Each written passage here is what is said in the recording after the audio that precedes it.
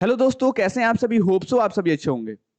दोस्तों, आज हम लोग chapter 4 that is census and sampling method of investigation, इससे रिलेटेड जितने भी इंपॉर्टेंट एमसीक्यूज हैं उसके बारे में डिस्कस करेंगे इन दिस वीडियो, जो कि आपके semester examination of business statistics इसके लिए इंपॉर्टेंट हो जाता है। तो इस चैप्टर से रिलेटेड जितने भी इंपॉर्टेंट एमसीक्यूज हैं उसके बारे में हम डिस्कस करेंगे।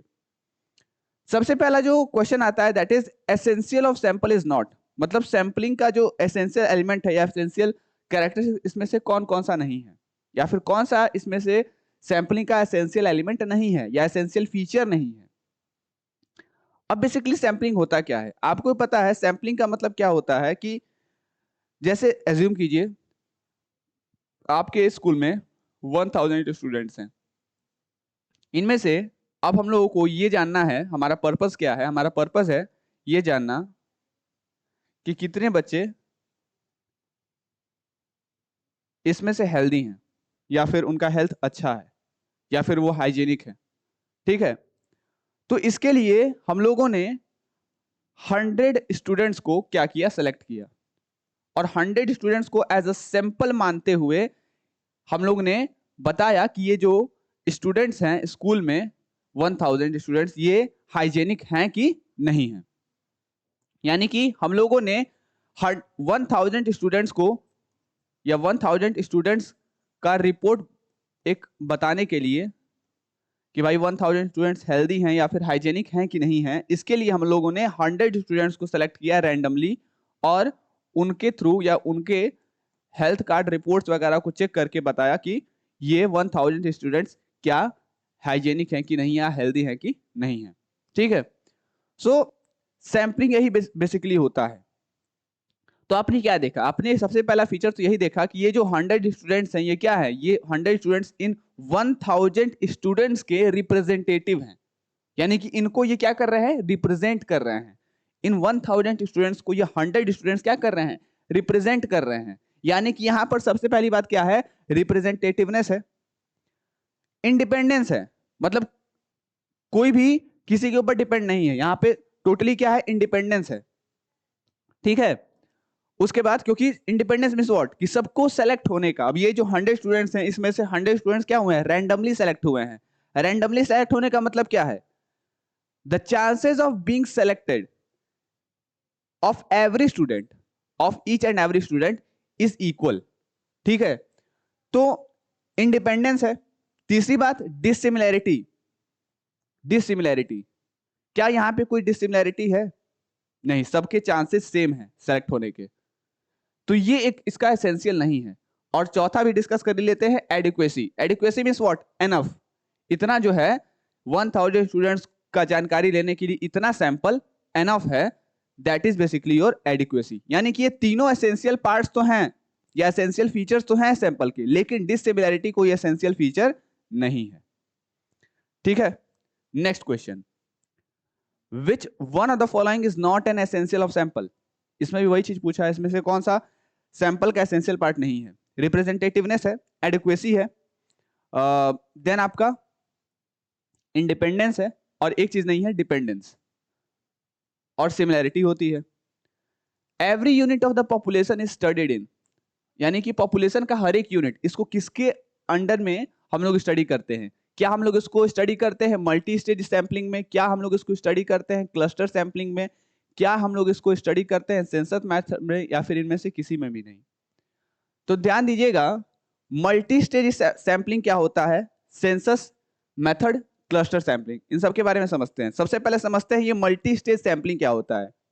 देखिए, मल्टी स्टेज सैंपलिंग की अगर बात करें तो नाम से भी लग रहा है कि अलग अलग स्टेजेस, यानी कि सबसे पहले हम लोग एक पॉपुलेशन को सेलेक्ट करते हैं। अगर हम लोग को इतने लोगों में से जानकारी चाहिए, या फिर जैसे हम लोग को इंडिया के पॉपुलेशन के बारे में जानकारी चाहिए, तो हम लोग इंडिया के पॉपुलेशन को सेलेक्ट करेंगे। ठीक है, आफ्टर दैट हम लोग रैंडमली उसका एक क्लस्टर बनाएंगे। क्लस्टर बनाएंगे 5-6 ठे, और उसमें से कुछ क्लस्टर्स को क्या कर लेंगे, सेलेक्ट कर लेंगे। तो क्लस्टर जब बनाया, यानी कि एक बहुत बड़े पॉपुलेशन से हम लोगों ने जब क्लस्टर बनाया, तो वो क्या बन गया, क्लस्टर सैंपलिंग बन गया। और क्लस्टर के जैसे ही आगे बढ़े हम लोग, ठीक है, तो उन क्लस्टर्स में से 2 क्लस्टर्स को सेलेक्ट कर लिया, और आफ्टर दैट 2 क्लस्टर्स में से हम लोगों ने क्या किया, स्टडी किया। ठीक है, तो वो आपका मल्टी स्टेज सैंपलिंग हो गया, मतलब कि अलग अलग स्टेजेस पे अब क्लस्टर 5 स्टेज बनाए, उसमें से 2 क्लस्टर्स को सेलेक्ट कर लिया हम लोगों ने, और उनमें से कुछ पॉपुलेशंस को क्लस्टर ए और क्लस्टर बी से कुछ कुछ पॉपुलेशंस को लाए हम लोग, ठीक है। जैसे एक बहुत बड़ा पॉपुलेशन है कुछ लोगों का, ठीक है। अब इसमें से क्लस्टर्स हम लोगों ने बनाए। अब क्लस्टर्स हम लोगों ने बांट दिए, जैसे 2-2 लोगों का सपोज कीजिए, और क्लस्टर्स हमारे बन गए कितने, 4, एक और बना देते हैं, 4 क्लस्टर हम लोगों के बन के तैयार हो गए। तो ये आपका क्लस्टर सैंपलिंग हो गया, ठीक। यहां तक आपका क्लस्टर सैंपलिंग हो गया। ये आपका पहला स्टेज, ये फर्स्ट स्टेज हुआ, ये आपका सेकंड स्टेज हुआ, ठीक। आफ्टर दैट इसमें से हम लोगों ने 2 को सेलेक्ट कर लिया, जैसे मान लेते हैं इसको, इसको कहते हैं cluster A, cluster B, cluster C, cluster D. तो क्लस्टर ए को हम लोगों ने सेलेक्ट किया और क्लस्टर बी को सेलेक्ट किया। अब इसमें से एक आदमी को, जैसे सब क्लस्टर्स में 2-2 लोग हैं, तो इनमें से एक बंदे को उठाया हम लोगों ने, और इसमें से एक बंदे को उठाया, और उसके बाद हम लोग एक रिजल्ट पर आए। तो यही जो रिजल्ट आता है चौथे स्टेज में, क्योंकि यहां से आएंगे तो 2 क्लस्टर सेलेक्ट करेंगे, फिर इनमें से एक उठाएं, तो ये आपका चौथा स्टेज। तो चौथे स्टेज में आपका क्या आ जाता है, रिजल्ट आ जाता है कि हाँ भाई जो भी चीजें हैं वो कैसे हैं, क्या है, ठीक है। तो ये आपका मल्टी स्टेज सैंपलिंग होता है। Multi stage sampling means what, कि बहुत सारी स्टेजेस होते हैं और उसके बाद रिजल्ट आता है आपका। तो multi stage sampling, cluster sampling, census method ही एक ऐसा मेथड है जिसमें कि हर एक इंडिविजुअल को, इसलिए देखते हैं कोई भी चीज हो जो कि बहुत बड़े लेवल पर ऑर्गेनाइज होती है, वो टाइम लेता है, और इसी वजह से सेंसस मेथड हर एक 5 साल पे होता है। मैंने बताया भी था पहले चैप्टर के एमसीक्यू में, पहला क्वेश्चन जो था वो यही था कि जो सेंसस है वो कितने साल पर ऑर्गेनाइज होता है। तो हर एक 5 साल पर सेंसस ऑर्गेनाइज होता है। क्यों होता है, रीजन बड़ा सिंपल सा है, हर एक यूनिट को जब स्टडी करना होगा ना, तो हम लोगों को सेंसस मेथड जानना ही होगा, ठीक है। तो सेंसस मेथड जो होता है हर एक यूनिट ऑफ पॉपुलेशन को स्टडी करता है, ठीक है। कंप्लीटली स्टडी कभी नहीं करता है, हर एक यूनिट को स्टडी करता है बट कंप्लीटली स्टडी नहीं करता है। तो ये भी आप याद रखिएगा, ठीक है। नेक्स्ट क्वेश्चन है, sample is the representative of, sample किसका रिप्रेजेंटेटिव होता है। अभी मैंने बताया था कि 1000 स्टूडेंट्स में से 100 स्टूडेंट्स को सिलेक्ट किया ये जानने के लिए कि वो 1000 स्टूडेंट्स का हाइजीन कैसा है। तो यानी वो 100 स्टूडेंट्स जो कि एज अ सैंपल सेलेक्ट हुए वो क्या थे, वो पूरे यूनिवर्स का, क्योंकि 1000 स्टूडेंट्स क्या है, यूनिवर्स है। यहां पे आपको मैं बता दूं, यहां पे जो आपके 1000 स्टूडेंट्स हैं, इसको हम लोग स्टैटिस्टिक्स में जिसको हम लोग सेलेक्ट करते हैं सैंपलिंग के लिए, वो जो ये, एक मिनट, इसको हम लोग क्या कहते हैं, यूनिवर्स कहते हैं, ठीक है। जिसके लिए हम लोग कुछ ऑर्गेनाइज करते हैं वो आपका यूनिवर्स होता है, क्योंकि हम लोग को जानना क्या है, 1000 स्टूडेंट्स का हेल्थ जानना है, और ये क्या है आपका 100 स्टूडेंट जो हम लोग सेलेक्ट किए हैं, जिसको सेलेक्ट करते हैं वो होता है आपका सैंपल। इसको सेलेक्ट नहीं किए हैं, ये लोग सेलेक्टेड नहीं है, ये लोग केवल इनका हम लोग रिजल्ट जानना चाहते हैं, क्या ये लोग हाइजेनिक हैं कि नहीं है। एंड दैट्स वाई हम लोगों ने 100 स्टूडेंट्स को क्या किया, सेलेक्ट किया, और वो आपका सैंपल हो गया। तो ये होता है आपका सैंपल और ये होता है universe. In the language of statistics और business statistics, this is called your universe and this is called sample, ठीक है। So sample is basically the representative of, तो it is a representative of universe. Next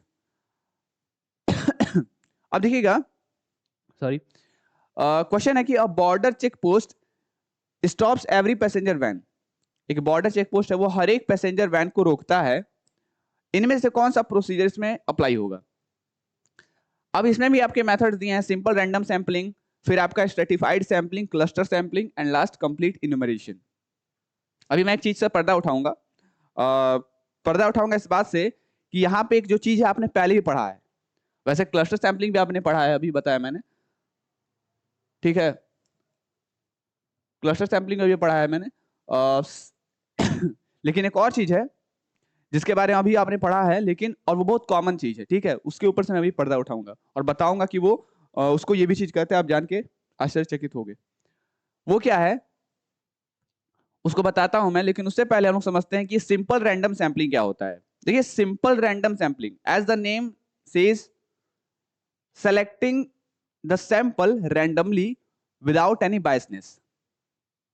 तो simple random sampling basically बिना किसी biasness के जब हम लोग किसी सैंपल को सेलेक्ट करते हैं रैंडमली, बिना किसी बायसनेस के, बिना किसी बेसिस के,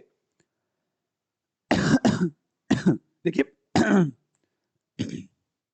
सॉरी, जो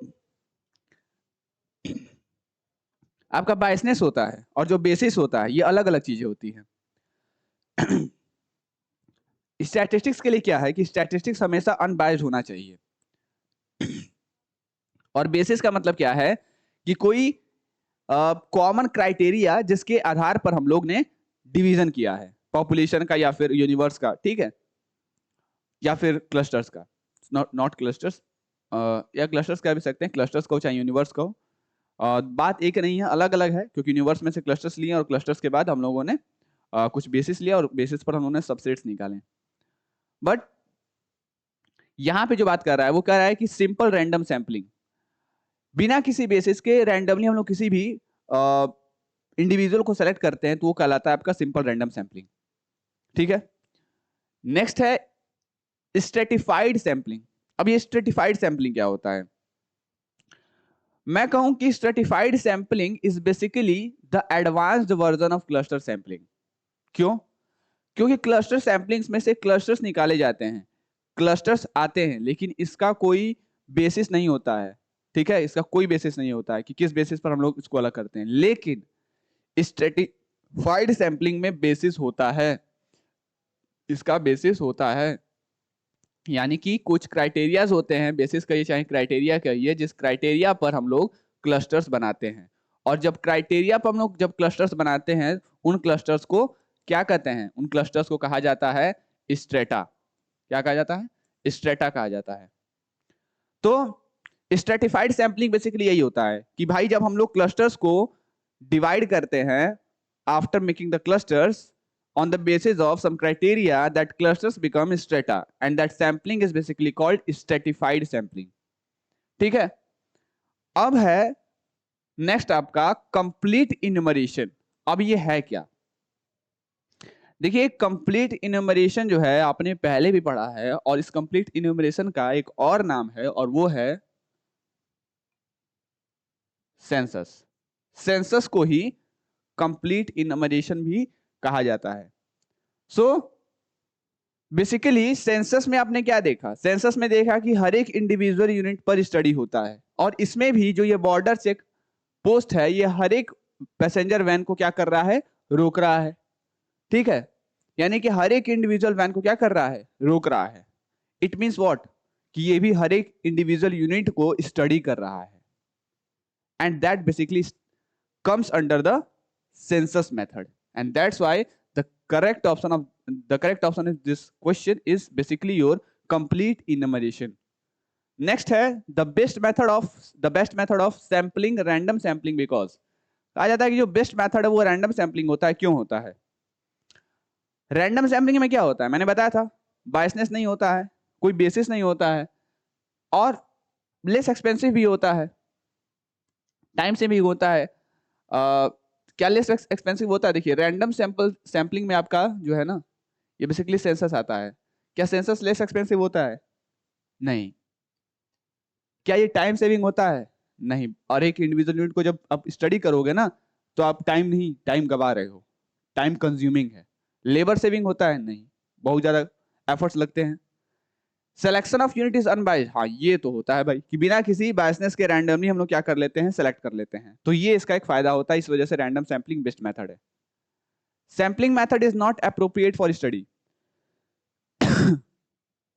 सैम्पलिंग मेथड कब अप्रोप्रिएट नहीं है? क्या केस है जिस केस में ये अप्रोप्रिएट नहीं है, उचित नहीं है? देखिए सैम्पलिंग मेथड जो है ये तब बेहतर नहीं है जब पॉपुलेशन साइज क्या है? छोटा है। जब पॉपुलेशन साइज छोटा है तो उसके लिए आपका स्ट्रेटिफाइड सैम्पलिंग कुछ हद तक सही है, कुछ हद तक आपका क्लस्टर सैम्पलिंग सही है। बट जब पॉपुलेशन साइज बहुत ज्यादा छोटा है तो उस दौरान सैम्पलिंग मेथड बेहतर नहीं है, ठीक है। फिर जब हमें हाई डिग्री ऑफ एक्यूरेसी चाहिए होता है, मतलब एकदम बहुत ज्यादा लेवल पर एकदम एक्यूरेट नहीं, लेकिन high degree of accuracy means what की लमसम एक्यूरेसी के कुछ करीब, एकदम एक्यूरेट रिजल्ट के करीब, तो वैसा इसमें कुछ बात है नहीं है। फिर यूनिट्स होमोजीनियस जब नहीं होते हैं, यानी कि होमोजीनियस रहते हैं तो उस दौरान सही रहता है, लेकिन जब यूनिट्स नॉन होमोजीनियस या क्यों कहें तो हेटेरोजीनियस जब होते हैं तो उस दौरान ये बेहतर नहीं होता। यानी कि इन सारे केसेस में ये सैम्पलिंग मेथड अप्रोप्रिएट नहीं बैठता है, उचित नहीं बैठता है। Nowadays mixed sampling method is very popular। क्यों मिक्स्ड सैम्पलिंग मेथड बेहतर है? क्योंकि ये दो चीजों को बताता है, एक तो डिलिबरेट सैम्पलिंग और दूसरा रैंडम सैम्पलिंग, यानी कि जानबूझकर सैम्पलिंग करना और दूसरा रैंडम सैम्पलिंग करना, इन दोनों को एक साथ लेकर चलता है। That's why mixed sampling in nowadays become very popular. ठीक है, तो यहां पे सही ऑप्शन हो जाएगा ऑप्शन बी। नेक्स्ट है रैंडम सैम्पलिंग को एक और नाम से जानते हैं। क्या कहते हैं रैंडम सैम्पलिंग को भाई हम लोग? रैंडम सैम्पलिंग जो है ये आपका बेसिकली इसको हम लोग एक और नाम से जानते हैं और वो होता है आपका प्रोबेबिलिटी सैम्पलिंग। ठीक है, प्रोबेबिलिटी सैम्पलिंग क्यों? देखो, प्रोबेबिलिटी सैम्पलिंग इसलिए क्योंकि हर एक बंदे का सेलेक्ट होने का जो चांस होता है वो इक्वल होता है, और प्रोबेबिलिटी में भी जो चांसेस हैं उसके बारे में बात करते हैं हम लोग। Probability means what? Chances. That's why random sampling is also called probability sampling. एक स्टेटमेंट दिया है, पूछ रहा है कि ये स्टेटमेंट किसने दिया है? क्या कि स्ट्रेटिफाइड रैंडम सैम्पलिंग ये बैलेंस करता है रैंडम सैम्पलिंग के अनसर्टेनिटी को, यानी कि अनिश्चितताओं को, against the bias of deliberate selection. ठीक है, यानी कि अनसर्टेनिटी ऑफ रैंडम सैम्पलिंग इसको बैलेंस करता है स्ट्रेटिफाइड सैम्पलिंग। ये स्टेटमेंट किसका है? तो ये स्टेटमेंट है ग्रोमेन का। किसका? ग्रोमेन का। ग्रोमेन के हिसाब से जो आपका स्ट्रेटिफाइड सैम्पलिंग है ये बैलेंस करता है अनसर्टेनिटी रैंडम सैम्पलिंग का against the bias of what? Deliberate selection. Which sampling method is appropriate in case of heterogeneous population? अभी मैंने बताया स्ट्रेटिफाइड सैम्पलिंग। नेक्स्ट है collection of data by sampling is a scientific system. Correct, collection जो है data का sampling के through, ये scientific system क्यों है? क्योंकि ये बेस्ड है लॉ ऑफ स्टैटिस्टिक्स रेगुलरिटीज पर, क्योंकि ये टाइम सेविंग और प्रोडिगलिटी ऑफ मनी को चेक करता है, क्योंकि ये प्राइमरी डाटा को कलेक्ट कर सकता है इसके हेल्प से, या फिर इंफॉर्मेशन जो है मोर आइटम्स का, ज्यादा आइटम्स का कलेक्ट नहीं किया जा सकता है। इस वजह से collection of data by sampling को साइंटिफिक सिस्टम कहा गया है। क्यों कहा गया है? देखो, साइंटिफिक सिस्टम क्या है? साइंटिफिक सिस्टम वही है जो साइंटिफिक मेथड मैंने बताया था। साइंटिफिक मेथड क्या कहता है? साइंटिफिक मेथड कहता है कि किसी भी चीज को करने के बहुत सारे तरीके होते हैं, लेकिन किसी भी चीज को करने का सबसे बेहतर तरीका केवल एक ही होता है, और वो बेहतर तरीका हर एक मायने में बेहतर होता है। चाहे वो इफेक्टिवनेस की बात करो, चाहे वो एफिशिएंसी की बात करो, तो हर एक मामले में वो बेहतर बैठता है। इस वजह से किसी भी कार्य को करने का सबसे बेहतर तरीका केवल एक होता है, and that scientific method tells. And यही बात साइंटिफिक सिस्टम भी कहता है। ठीक है, तो यहां पे क्या है कि भाई collection of data by sampling को साइंटिफिक सिस्टम क्यों कहा गया है? तो पहले बात करते हैं time saving, that is effectiveness. Prodigality का मतलब क्या होता है? प्रोडिगलिटी का मतलब होता है फिजूल खर्ची। तो फिजूल खर्ची को चेक करता है और समय बचाता है। इस वजह से सैंपलिंग को साइंटिफिक सिस्टम कहा गया है। ठीक है, तो इस तरीके से आप एलिमिनेट करते हो या इसी तरीके से आप सेलेक्ट करते हो सबसे बेहतर ऑप्शंस को। तो ये सारे इंपॉर्टेंट क्वेश्चंस हैं regarding the fourth chapter, that is basically your census and sampling method of investigation. Hope ये सारी बातें आपको समझ में आ गई होंगी, और ये सारे के सारे एमसीक्यू जो हैं ये आपके बिजनेस स्टैटिस्टिक्स के सेमेस्टर एग्जामिनेशंस के लिए इंपॉर्टेंट हो जाते हैं। तो होप ये सारी बातें आपको समझ में आ गई होंगी। तो till then stay tune with commerce nation, and तब तक के लिए आप सभी को धन्यवाद।